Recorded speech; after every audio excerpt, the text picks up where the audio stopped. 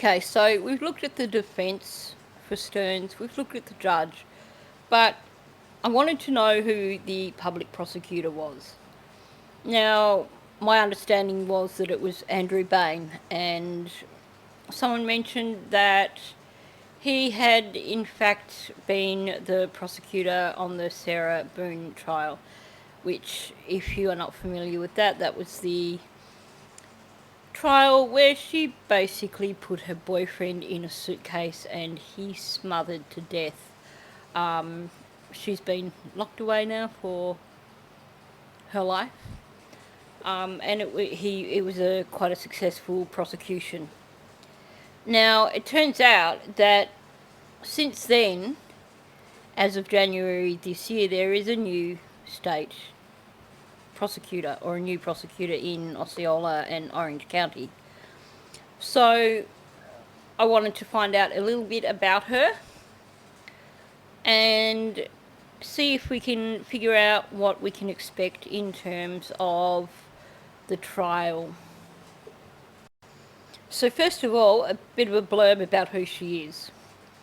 Monique H. Worrell is the state attorney for the Ninth Judicial Circuit of Florida, serving as the chief prosecutor for Orange and Osceola counties, elected in November 2020 and re-elected by an overwhelming majority in November 2024. There's a bit of a political thing going on here, and we'll get to that. She's the second African American to be elected state attorney in the Ninth Judicial Circuit. Mrs. Worrell made Central Florida her home in 1996 after earning her law degree from the University of Florida. She began her career as a public defender in Orange County before transitioning to private practice, focusing on criminal justice. Later she served as a clinical law professor at University of Florida College of Law. Someone who has served as a law professor can only be a good thing. That means that she has really, really good knowledge of all the laws, statutes, precedents, etc. There she founded and directed the Criminal Justice Center, creating opportunities for students to gain hands-on experience and specialized education in criminal law. She also developed the Your Future, Your Choice program to educate youth on their rights and responsibilities, reflecting her commitment to keeping young people out of the criminal justice system. Mrs. Worrell went on to lead the Conviction Integrity Unit at the Ninth Judicial Circuit State Attorney's Office, investigating wrongful conviction claims. This experience deepened her commitment to systematic change within the criminal justice system. She also served as the Chief Legal Officer for a non-profit focused on criminal justice reform. Mrs. Worrell was elected to address deep-rooted something in the criminal legal system and remains dedicated to advancing fairness and justice. Sorry, my screenshot wasn't so great there. So if you hop across to Facebook, she's actually got a page on Facebook. So that's one way of keeping updated with where she stands with policies and stuff like that, I guess. Now, I'm going to read this one because this one caught my attention. This is from 5 days ago. What a powerful night raising awareness about domestic violence at the annual Walk a Mile in Her Shoes event. A special thanks to Harbour House of Central Florida for organising it and all the agencies that participated. Walking in high heels allows us to symbolically step into the painful reality that many survivors face. Domestic violence affects us all, and it's up to each of us to create healthy, supportive communities. This year, our office is focused on the critical issue of strangulation, an often overlooked form of abuse that is difficult to detect but life-threatening. Survivors who experience non-fatal strangulation are 750% more likely to be killed by their abuser. This summer, we hope to provide strangulation training for first responders, law enforcement, and prosecutors to better equip them with the knowledge and tools to properly identify, investigate, and document strangulation cases. This will help us build stronger cases to hold abusers accountable. Together, we're taking steps toward justice and supporting those who need us the most. So, okay, it's only very loosely connected to Maddie's case, but it's still talking about domestic violence, strangulation. Sounds like she is very, very pro family relationships in terms of domestic violence, SA, stuff like that, in terms of wanting to really fight these issues and find positive ways to deal with them. I won't read all of this one, but I'll just read the first paragraph that describes it. State Attorney Worrell and members of our office joined Harbour House of Central Florida local leaders, faith-based organisations, law enforcement, human trafficking organisations, and community partners at the Family Justice Centre Community Forum. This event marks the first step in creating a model for a family justice centre in Orange County, a collaborative initiative that brings together multiple agencies under one roof to provide coordinated services for victims of DV, SA, human traffic stuff, child abuse, and elder abuse. So it sounds to me that she is, not only is her heart in the right place, but she is quite proactive in trying to establish solid community organisations. So she looks good on paper, right? There is a few articles though that give me a little bit of concern, not so much about her, but about discord in the public prosecution office and whether or not that could impact on the efficiency of the staff there. And let's go through these so you can understand what I'm talking about. So, ousted Orange Osceola State Attorney is back in office after removal in 2023. So that's interesting straight up. So I'm not going to try and pretend that I've got even the faintest idea when it comes to American politics and more specifically Florida politics. So I don't know if this actually does count as a black mark against her or if this is just a political move that occurred. So if those of you, especially those of you from Florida, can fill me in here and help me to understand this a bit better, I'd be so grateful. So let's look at this article. Orange Osceola State Attorney Monique Worrell is once again the top prosecutor in Central Florida after she was removed from office by Governor Ron DeSantis in 2023. The path for Worrell to win back her job as Florida's 9th Judicial Circuit State Attorney was swamped with rivalries and public battles, with more seemingly on the way. After about a year and a half away from the office, Monique Worrell was sworn in Tuesday, January 7th, by State Representative Lavon Bracey Davis outside of the downtown Orlando courthouse. She defeated incumbent Andrew Bain, who ran with no party affiliation in November's election with nearly 58% of the vote. Governor Ron DeSantis removed her from the position in 2023 and appointed Andrew Bain in her place. The voters replaced Andrew Bain with her. Worrell, a Democrat, and other members of the party have claimed DeSantis' decision derived from differing politics. DeSantis, however, cited a leniency toward crime and said her constituents needed a prosecutor who will pursue justice.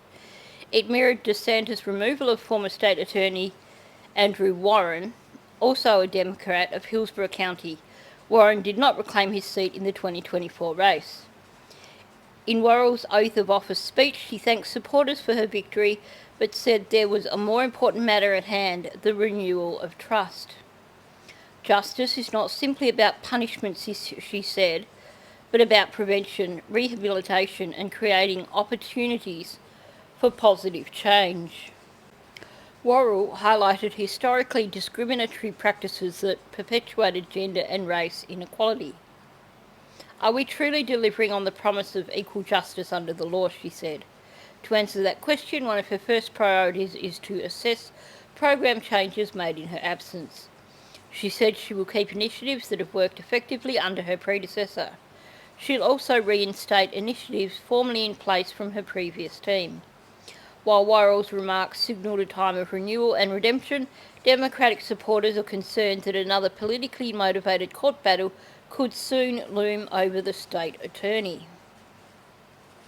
Local Democrats suspect an ongoing grand jury investigation in Polk County is underway, with Worrell believed to be at the centre of the inquiry. Details of the secret hearing remain sealed. I have no idea on what grounds, but this is incredibly alarming, said Democratic State Representative Anna V. Escamani on Instagram. Escamani was present at Tuesday's ceremony. Orange County Democratic lawmakers said in a letter to any attempt to circumvent her win not only threatens the integrity of our democratic processes, but also disenfranchises the voters who ensured her with this responsibility. Now, we all know the media's love of muckraking. We also know that various media stations are basically leaning in one direction or another. So my guess here is that there is another coup in store in terms of Governor DeSantis wanting to remove her from office again. There's nothing here that suggests that she's not doing her job well or that she's being unethical. It just sounds like there is maybe either a political difference here or a difference in opinions on how the office should be run. There's several articles out there about this, a lot of negativity. My concern is that this could be, if there is ill rest in the prosecution office, then this could actually be distracting from cases that are meant to be at the forefront, particularly Stearns' case. One of the articles I read was talking about the changeover of Andrew Bain going out of office, and he'd sent emails to various staff basically saying that it was his understanding that she was still under a suspension order or something from the governor, so he would not be assisting with the changeover. And there was also some discussion about whether all staff would remain or some staff might go. So it sounds like there could be a bit of ill will within the office from those who are loyal to the previous public prosecutor, which could create a somewhat toxic environment and could impact on people's work on cases. That said, we've already looked at an article about the public defender, and she sounds like a pretty toxic individual herself. And as for the Elizabeth Burden, who is the main signatory on a lot of these motions for Stearns, wow, when you find out what I've learned about her, I don't think we should be too concerned about any issues with the public defender's office, because, wow, that woman is a treat. I'll just give you that as a preview. So I'm going to leave it at that.